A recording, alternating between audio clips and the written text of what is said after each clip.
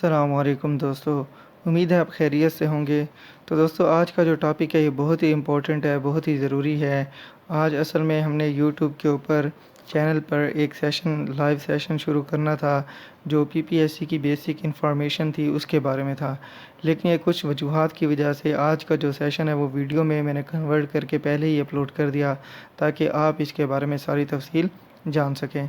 तो दोस्तों सबसे पहले मैं आपसे गुजारिश करता चलूँ कि जिन दोस्तों ने मेरे चैनल को सब्सक्राइब नहीं किया वो सब्सक्राइब कर लें, और जिन्होंने सब्सक्राइब कर लिया है वो बेल आइकॉन वाला बटन लाजमी दबाएं ताकि जितनी भी नई वीडियोस हैं वो आप तक पहुंचती जाएं।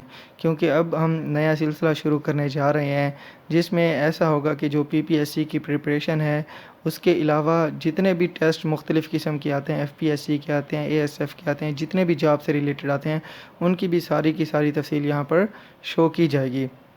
इसके अलावा जो ख़ास तौर पर लेक्चरर की आई हैं इनका शुरू से लेकर आखिर तक का प्रोसेस, ज्वाइनिंग का तरीका, इसके अलावा इंटरव्यू में पूछे जाने वाले सवालात, इसके अलावा जिन दोस्तों ने इंटरव्यू दिया उनको भी लाइव सेशन में यहाँ पर लेकर आएंगे और उनसे पूछेंगे कि उनका एक्सपीरियंस कैसा रहा। तो मैं आपसे रिक्वेस्ट करता हूँ कि आपने इस चैनल को सब्सक्राइब करना है और अपने दोस्तों के साथ शेयर भी करना है ताकि वो भी इन मालूमात को जान सकें। तो दोस्तों सबसे पहली जो इन्फॉर्मेशन है पीपीएससी के बारे में कि जब आपने पीपीएससी में अप्लाई करना है लेक्चरर के लिए, किसी भी पोस्ट के लिए, तो सबसे पहले उसका चलान फार्म डाउनलोड किया जाता है।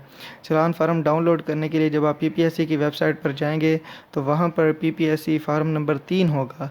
जब आप उसको डाउनलोड करेंगे तो एक इस तरह का एक फ़ार्म आ जाएगा। ये आपके सामने नज़र आ रहा है कि ये फ़ार्म होगा, इसके 3 सेक्शन होंगे। तो इसमें जो सेक्शन नंबर 1 होता है वो आप ये देखें कि ये ओरिजिनल होता है, इसके ऊपर यहाँ पर लिखा हुआ भी है। तो ये क्या होगा, ये बैंक की कॉपी होगी। उसके बाद ये सेक्शन नंबर जो 2 होता है या पार्ट नंबर 2 होता है जिस पे डुप्लीकेट लिखा हुआ है, तो ये जब आप पीपीएससी का इंटरव्यू देने जाएंगे तो ये रसीद आप अपने साथ लेकर जाएंगे और वो जो पीपीएससी का नुमाइंदा होगा वो आपसे ये वाली रसीद ले लेगा। उसके बाद ये जो तीसरी रसीद बच गई है ये आपकी रसीद आपके पास रहेगी। इस बात का सबूत होगा कि आपने पीपीएससी के लिए फ़ीस जमा करवाई थी। तो मैं आपको बताता चलूँ कि हमने ये जो तीनों पार्ट हैं, एक पार्ट नंबर ये हो गया, पार्ट नंबर 2 ये हो गया, पार्ट नंबर 3, इस तीनों को हमने क्या करना है, फ़िल करना है। तो फ़िल करने का तरीका क्या है, इसको सबसे पहले हमने ये देखना है कि इसके ऊपर क्या क्या चीज़ें मेंशन है और क्या क्या हमने करनी है। तो मैं आपको इस वीडियो में इसको फ़िल करके भी दिखाऊंगा ताकि आप जो जो दोस्त हैं जिन्होंने फ़िल करना है तो उनको ये समझ आ जाए किस तरह फ़िल करना है, कोई गलती ना हो। ठीक है। तो सबसे पहले ये होगा कि ये यहाँ पर देखें आप, कॉर्नर में लिखा हुआ है बैंक रिसिप्ट नंबर, तो ये आपके काम का नहीं है। ठीक है। ये जो बैंक में आप जमा कराएंगे, चालान जमा कराएंगे, तो ये वही उनका है, वो अपनी मर्ज़ी से जो कुछ मर्ज़ी इसके ऊपर अपने नंबर लिखेंगे। अच्छा, उसके बाद जो दूसरी बहुत इम्पोर्टेंट चीज़ है वो ये है कि ये जो चालान फार्म है ये सिर्फ़ 2 किस्म के बैंकों में जमा हो सकता है, एक नेशनल बैंक और एक स्टेट बैंक। इसके अलावा कोई भी बैंक ऐसा नहीं है जिसमें आप इसको चालान फार्म को जमा करा सकते हैं। मेरे दोस्त जानते होंगे ये चालान 32A है, इसको चालान नंबर 32A कहते हैं और ये गवर्नमेंट का ही होता है, ख़ास तौर पर पंजाब गवर्नमेंट का कोई भी चालान होते हैं वो 32A के ही होते हैं। तो ये जो पीपीएससी का चालान है ये भी 32A का है। तो आपने इस 32A के चालान को सिर्फ नेशनल बैंक या स्टेट बैंक के अलावा किसी भी बैंक में जमा नहीं करवा सकते। तो ये पहली बात हो गई। उसके बाद जो दूसरी बात है और बहुत ही इम्पोर्टेंट बात है वो ये है कि आपने आगे इसको फ़िल क्या करना है। फ़िल करने के लिए ये है कि आपने यहाँ पे देखना है कि यहाँ पे लिखा हुआ है कि बाय होम टेंडर, कि ये किस बंदे के नाम है। तो यहाँ पर आपने अपना नाम लिखना है। मिसाल के तौर पर मैं अपना नाम लिख देता हूँ यहाँ पर। ठीक है, आप देख सकते हैं यहाँ पर लिख सकता हूँ कि ख्वाजा ये हसन। ठीक है। तो यहाँ पर ये वाली जो जगह है इस पे आपने अपना नाम लिखना है।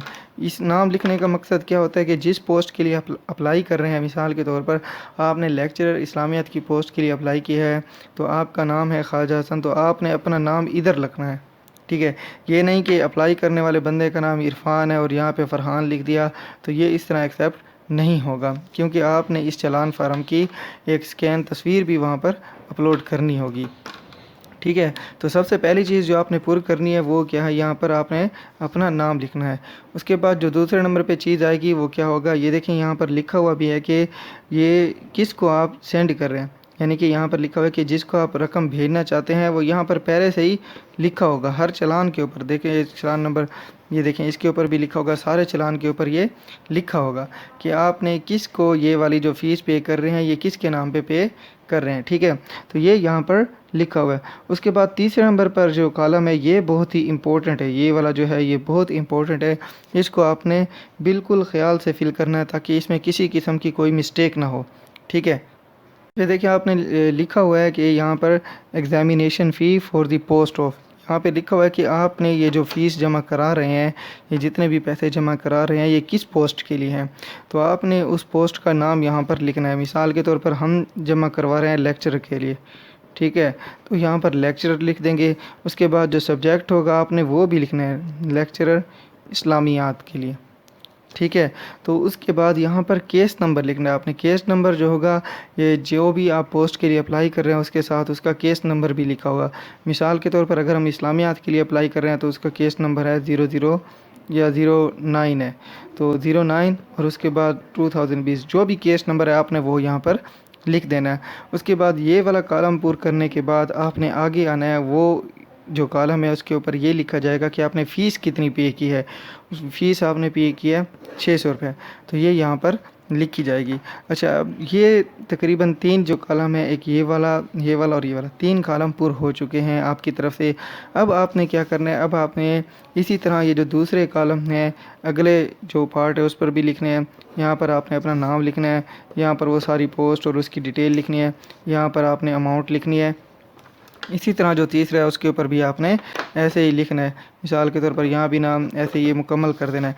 ये जब आप मुकम्मल कर लेंगे उसके बाद आपने नीचे आना है, यहाँ पर लिखा हुआ है सिग्नेचर और उसके बाद लिखा हुआ है इन वर्ड्स रुपीज़, यानी कि आपने अभी जो पेमेंट की है रुपीज़ में वो कितने रुपए थी, यानी कि यहाँ पर आपने उसके वर्डिंग में लिखना है 600 लिखना है यहाँ पर।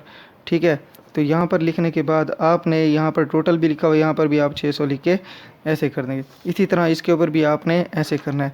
अब ये जो थोड़ी सी जगह बची हुई है यहाँ पर आप देखें कि पीपीएससी का जब भी आप चालान फार्म अपलोड करेंगे तो किसी किसी का कोई ऑब्जेक्शन आता है, और ऑब्जेक्शन क्या होता है उसमें ये लिखा होता है कि आपने इसके ऊपर सिग्नेचर करने हैं। तो सिग्नेचर करने के लिए क्या है, अब उसके बहुत से तरीके हैं। बहुत सारे दोस्त ऐसे करते हैं कि ये वो फ्रंट जो पेज है इसके ऊपर भी सिग्नेचर ऐसे कर देते हैं। इसी तरह ये पेज हो गया, इसके ऊपर दूसरे के ऊपर भी कर लेते हैं, ये तीसरा पेज है इसके ऊपर भी कर देते हैं।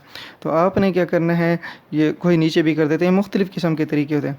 तो आपने क्या करना है, कोशिश करनी है कि अगर आपके ऊपर चालान के ऊपर जगह है तो आपने ऊपर साइन कर देने हैं, अगर नीचे आपके पास जगह है तो नीचे साइन करना है। अगर मिसाल के तौर पर आपने चालान फार्म बिल्कुल ही यानी कि इतना बना है कि उसकी ना ऊपर जगह है ना नीचे जगह है, फिर आपने सिग्नेचर कहाँ पर करना है, तो फिर आपने ये देखना है ये जो जगह लिखी है यहाँ पर आपने अपने सिग्नेचर कर देना है। मिसाल के तौर पर ऐसे सिग्नेचर कर देना है। उसके बाद आपने ये जाकर जमा करवा देना है। बाकी आपने इसके ऊपर कुछ भी नहीं लिखना, सिर्फ ये चीज़ें लिखकर आपने जमा करानी है। जब आप बैंक में जाएंगे जमा करवाने के लिए तो वो जो अकाउंटेंट होगा वो यहाँ पर अपनी स्टैंप लगा के सिग्नेचर करके आपको दे देगा कि 600 रुपये आपके पे हो चुके हैं। इसी तरह ये दूसरे पे भी और ये तीसरे पे भी।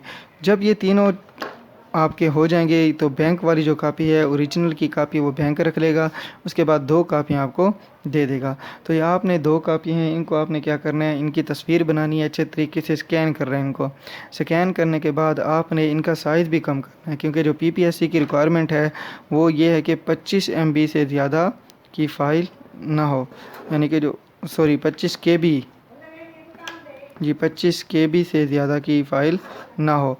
तो ये जो फ़ाइल होनी चाहिए उसका साइज़ सिर्फ 25 KB होना चाहिए। तो ये आप क्या कर सकते हैं, फ़ाइल का साइज़ भी रिड्यूस कर सकते हैं।